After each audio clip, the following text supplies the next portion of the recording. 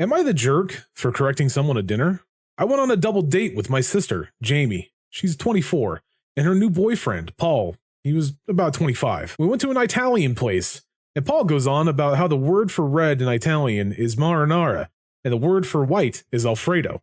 So that's how he remembers the sauce names. I told Paul, I took Italian in high school and it's Rosso and Bianco. It even says it on the wine menus. At that point, Paul started yelling at me and telling me I was wrong. Those are the names for wines, not colors, he said. My husband showed him on Google the translation for red and white. It was at this point that Paul told my sister he was leaving and called us all stupid jerks and how wrong we were. Paul and my sister left without even paying their bill or even getting food. When we asked the server, he said the drinks are no problem and not to worry about it. However, my sister texted me later and said, why do I think I always have to be right? And that I had embarrassed Paul, and that it was immature of my husband. She said we didn't have to argue with him over something so silly, and called my husband and I bullies. She told me that I don't have to say to people when they are wrong and embarrass them in public like that. In my opinion, this woman and her husband were hardly bullying Paul. And I'm slightly worried if Paul actually thinks that the names of two sauces are actually correlated with their respective colors. But you know, keep at it, Paul. You'll figure it out one day. Am I the jerk for going off on my soon-to-be husband for returning my wedding dress? Me, female, 29, and my soon-to-be husband, male, 33, are getting married soon. Wedding planning so far has been going all right, except for a few things he and I argue about, like the venue and the flower girl. Now we've been arguing about my wedding dress, though.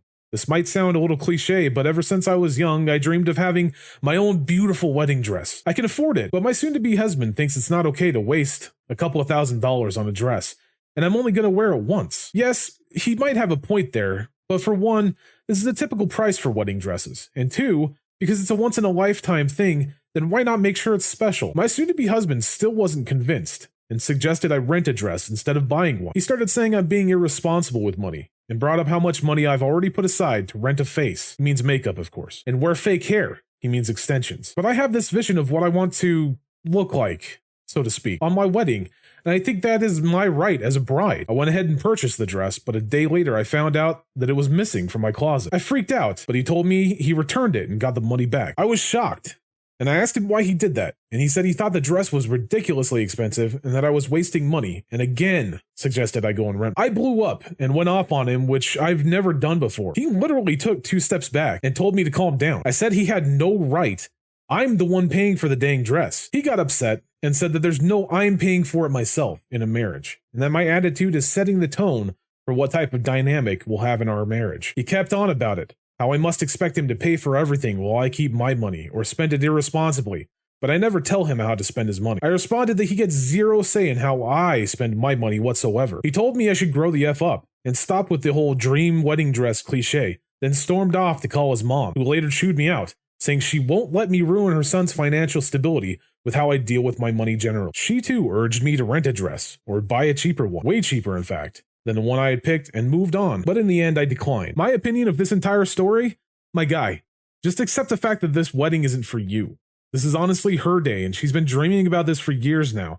Who cares how expensive the dress is, or the fact that she'll only wear it once? Money isn't everything. And if this is the way you're acting now, it screams of insecurities, and the marriage probably isn't going to last regardless. Am I the jerk for bragging about my salary to someone who tried to shame me for my career choices? I ran into my old classmate from high school, Charles, on the bus. We talked about what happened to us in the last 8 years. He became a biologist. He's now doing his PhD and wants to stay at the university as a researcher long term, specializing in human microbiome. I was quite impressed, congratulated him, and told him what degree I got and what I do for work. He was really surprised that I only gotten a bachelor's degree and started talking down on me for it. He told me I was so bright in high school and then asked me what happened to me that caused my studies and career to go so sideways. I was honestly shocked and offended, but wanted to keep it civil. So I told him that I'm very happy with my choices. I love and enjoy my job, and I'm fulfilled with my work. He responded by saying, yeah, but if I had gotten at least a master's degree, I could make decent money, wouldn't have to work for pennies, and watch everyone beside me climb the career ladder. I have no idea why he thought this. I told him that I'm actually very satisfied with my salary, and I definitely wouldn't call X amount pennies, and that a lot of high-position people at our company only have bachelor's degrees in science. He then looked at me with anger and told me that it's distasteful to brag about salary and got off to the next stop. I was really confused about this interaction. So when I got home, I looked up salaries for researchers, as this information is public. PhD students make less than minimum wage and barely make more after they've gotten their PhD. Now I feel crappy for what I said. Am I the jerk here? My opinion is no, you aren't the jerk. This guy was clearly trying to gloat about his accomplishments and figured because you only had a bachelor's degree, he was clearly superior in every way. Let's all just take a moment and understand. Higher education doesn't always mean better education. Am I the jerk for what I, an 18-year-old male, told my father after I got tired with his stupid pranks? My dad has been annoying the heck out of me with this stupid crap for years. He acts like a freaking teenager, and I swear sometimes I feel like I'm more mature than him. My mom's yelled at him a few times too, because he always does this to her. He really doesn't know how pranks work or when to stop. It used to be dumb, annoying stuff like giant fake spiders or roaches in the fridge or around the house, hiding in the shower to scare one of us, but honestly, he's taking it too far. Some examples he's done to me for way over a year. Taking all the clothes from my drawers and hiding it all over the house so I can't find it anymore. He's done it like 4 times of this. Putting whipped cream all the way inside of my shoes so I can't feel it until after I've put them on. I'm lactose intolerant, so one time he switched my almond milk out before I used it with my pancakes. Let's just say I had mad runs all day. My dad eventually apologized for that one, but the whole family was mad at him for weeks. So we stopped with the pranks. It's not like we don't talk about it. He says we'll laugh about it in the future, but really I don't see that happening. And I told him there's other ways to make memories than pissing everyone off. And I swear I've told him a million times to stop because all it's doing is making me not want to be around. All this week, I've had job interviews lined up since I'll be able to start working full-time after I graduate in a couple of weeks. I even bought a whole suit and tie to look more professional. Before I was leaving, he asked me to help him take groceries out to the car because he had to go to the bathroom. Instead, he dropped a water balloon on me from the window when I was coming back in. For the first time, I was ready to cuss him out. That's how mad it got me. It made me more ticked because he was laughing, recording it on his phone, and telling me not to get too mad and that I could use one of his shirts for my interview. It wasn't even that though. This was my suit. I had bought it with my own money. The interview was going to be soon, but I didn't cuss. I just told him, this is why you're not going to hear from me after I move in a couple of weeks. And just think about that. He told me to stop being so dramatic, but I still kept going. Just so he doesn't wonder why I don't like him anymore. This is why. So he better be ready to get blocked after I'm done. His reaction made me feel good because he was very serious. He didn't even tell me anything when I left or after when I came back. Ever since, he's been serious though. He's not even talking when we have breakfast, doesn't smile, and I don't talk to him either. My mom says that seriously hurt his feelings, and that I shouldn't say stuff like that when that's just his way of trying to have fun with us. But I'm not seeing how telling him what's going to happen is wrong. I'm fed up. Does it make me a jerk for hurting his feelings in that way though? My opinion on this story is yes, you are being a bit of a jerk. While yes, it's annoying at times and overbearing that your father is a practical joker. And yes, he might take things a little too far at times. He's still your father. He's supported you and cared for you since you were a baby. And while it might be frustrating to deal with his antics on a daily basis, to cut someone entirely out of your life for something so small, in the grand scheme of things, is rather childish and immature. Am I the jerk for not giving up my seat to my friend? 16, female. Just sat for my physics final this morning. I get there's 20 minutes before it starts, and I find a pretty good seat that's not way up in the front, but also not clear in the back. We don't have an exam hall, we just pass in the classrooms. So the teacher can't really see me well. I usually sit in this spot because I tend to stress a lot if I'm way up in the front. But in the back, the teacher's always peering over my shoulder. My friend, let's call her Riley, 16, female, comes in 5 minutes before the teacher comes over, and she is in distress. Apparently she forgot to revise an entire chapter and only found out when she got to school. She's hysterically crying about how she's going to fail. Me and a couple of friends comfort her, trying to reassure her that she'll be fine. She takes one look at the classroom, sees where I'm sat, and practically demands me to switch seats with her so she can pull out her little cheat sheet. We're not allowed those at all, and at least try to make up for it. The spot she was supposed to sit in? Right in front of the teacher's desk. I immediately said no, and just told her to hope for the best, but I'm not going to risk making stupid mistakes for her to cheat when she was too busy partying to revise her test. She tried to just sit in my seat until I gave up, but I just wouldn't let it happen. The exam ended up being all about that one chapter. After the exam, I was waiting for my bus when she, her twin brother, and her best friend walked up to me. She screamed at me at how she's going to fail because she didn't even finish all the questions. And if I wasn't selfish and too scared of ruining my perfect streak of grades in physics, she might have done well. Most of my classmates think I should have given up my seat for her, but the ones closest to me say otherwise. Am I the jerk? The answer is no. You're not the jerk here. Riley clearly should have been spending more time on her studies and less time on her extracurricular activities. Riley, her brother, and her friend have no one to blame but Riley, and if she'd arrived earlier, she could have claimed that seat prior to you. The early bird gets the worm, or in this case, the seat. Am I the jerk for expecting my wife to help me pay back my student loans from her inheritance? My wife is the stay-at-home mom for our 2 children, and I work full-time as the sole income provider for this family. I am slowly working to pay back my student loans, and my wife recently received a relatively large inheritance, about 5 times the amount of my student loans. About a month after everything regarding the inheritance was settled, I talked with my wife about using some of her inheritance to pay off my loans. She refused to give me any of the money and said the inheritance belongs to only her. I told her that yes, legally that's true, but we are a family and we should share our resources to make our burdens easier. However, she disagreed and said my student loans predated our marriage and are solely my responsibility. I felt like she was being unfair to our relationship and to us as a family. So the next day I told her that if she was not going to help me pay off my student loans, now that she has the money, I will not be paying for any expenses that is solely hers, like clothes, eating out, flights, makeup, spas, a new phone, etc., etc. Instead, I will be putting that money towards my loans to pay them back faster. She accused me of being controlling with money and abusing my position as the income earner. But I don't see why I should be responsible for all that when she has her own money now. Am I the jerk? The answer is yes. You kind of are being a jerk, but you're both equally jerky. Like a nice teriyaki blend. It's not your wife's responsibility to pay off your student loans. Let's get that behind us right off the bat. While yes, her inheritance is a large amount of money, none of that is specifically meant for you. You can ask her if she'd be willing to part with some of that money in hopes of stemming some of your debt, but you have to respect her decision for or against it. On the other hand, she is being a bit of a jerk and saying no. Paying off those loans would very clearly get rid of one source of debt in the family and put forward more of your yearly income towards the family itself. So while yes, it is a large lump sum now, it will pay off towards the end. Am I the jerk for not giving a friend a free dinner after a call? I, 25 female, work with Mary, 27 female, and we're good friends. Mary has been experiencing financial difficulties because her husband is unemployed and has been struggling to pay bills and put food on the table for her husband and her son. I don't face so many difficulties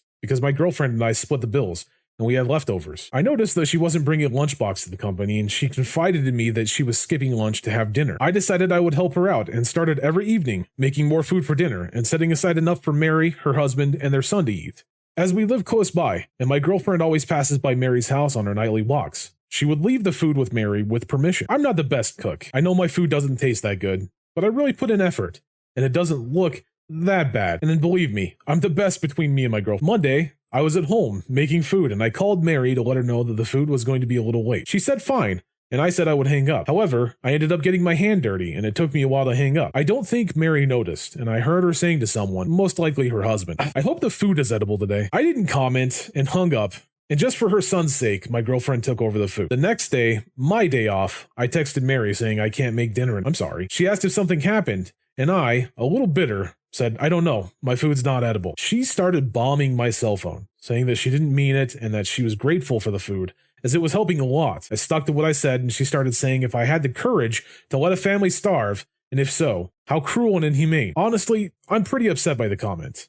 And even though my food wasn't the best, I really did it in kindness. And hearing her say, even if unknowingly, how bad my food really was, put me off. But I would like to ask, am I the jerk? No. 100% you are not the jerk. This woman had the audacity to complain about something someone was doing for her for the well-being and welfare of her family. Out of the kindness of your heart, you were paying for an entire family to eat. I can hardly call that you being a jerk, and I only hope that her child did not go hungry because of something that their parents said. Am I the jerk for not wanting to babysit the kids of a single mom? The title instantly makes me come across as a jerk, but hear me out. I, 14 female, just finished 2 weeks of exams, all between 1 to 2 hours. And today I had my final exam. I was expecting to rest up and catch up on sleep today, but my mom casually told me 2 days ago that I was expected to babysit her friend's kids today. As their mom, my mom and a few other friends were planning on having a girls' night out. I was pretty ticked, because it was kind of inconsiderate of her to spring this on me just as I'd finished my exams. But I didn't have a choice. She then later told me that I was expected to babysit from 3:45 p.m. to around 11:30 p.m., so around 8 hours.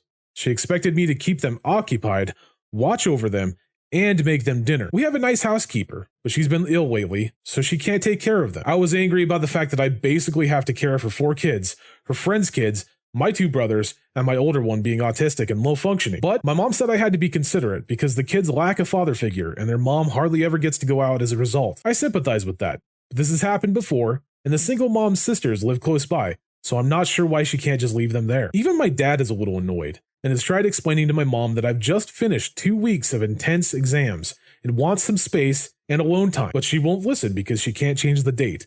And if anyone was wondering, my dad will be at home, but he said that he's most likely going to go out with friends, or he's going to be staying in his room. So am I the jerk? The answer to this question is a resounding no. This is not your fault. This is your mother's fault for volunteering you for something that she shouldn't have volunteered you for. While it's a sad story that this friend's children have no father figure, that in the end is not your problem. After completing 2 weeks of intense exams, everyone should be entitled to a little rest and relaxation. Am I the jerk for uninviting my dad and stepmom from my wedding? My dad cheated on my mom when I was 14. I was the one who discovered the affair. I do know now that my mom was a narcissist and that their relationship was failing, but it doesn't excuse my dad for the pain he caused her and myself. She died when I was 16, and I had to move in with my dad and his wife. I literally can't stand this woman, not just because she's my dad's affair partner, but because she continues to try to take my mom's place. I moved out at 19 and never went back. I am now 29, female, and my fiance proposed. Our relationship was a bit of a scandal when it occurred. He was my best friend's ex, and she had cheated on him. I found it repulsive, and I told him about it the second she confessed it to me. I dialed him right in front of her and told her that she was disgusting. I cut her out of my life and supported him as a friend. 2 years later, we started dating. He proposed in October of 2021, and we've been together for 5 years. My dad and my stepmom took me dress shopping last week. They are not paying for anything, but my dad offered to buy my dress as a present. I'm not going for a huge, expensive gown, which my stepmom disapproves of, so there's already a little bit of tension because I wasn't taking her advice. She started talking to me about how my relationship started as we were at lunch, and she was concerned that I was marrying my ex-friend's ex. I told her that we didn't intend to start dating. We just sort of happened. She wouldn't drop it, saying it was the third time I have broke the girl code, which was you don't date your friend's ex. But the second time was outing the affair. I looked at my dad, who was busying himself with anything but the conversation. I looked at her and said, "No, you broke the morality code by going after a married man. She broke it by cheating on her boyfriend. I'm sorry, I don't condone being with a home-wrecking tramp." I then paid the check and left. My dad went off on me later on the phone, saying my stepmom is crying and saying I'm not looking at the full picture. I said she was right, and that I shouldn't dismiss the fact that he was also a home-wrecking jerk, and that placing the onus on her solely was wrong. I Venmo'd him the money for my dress and uninvited them both from the wedding, telling them that maybe it wasn't the best place for homewreckers. Now, half of his side of the family is threatening not to go. I'm a bit hurt, but the ones that matter to me are still planning on attending and have expressed support, including my grandmother. My dad is blowing up my phone, begging to meet and talk it out.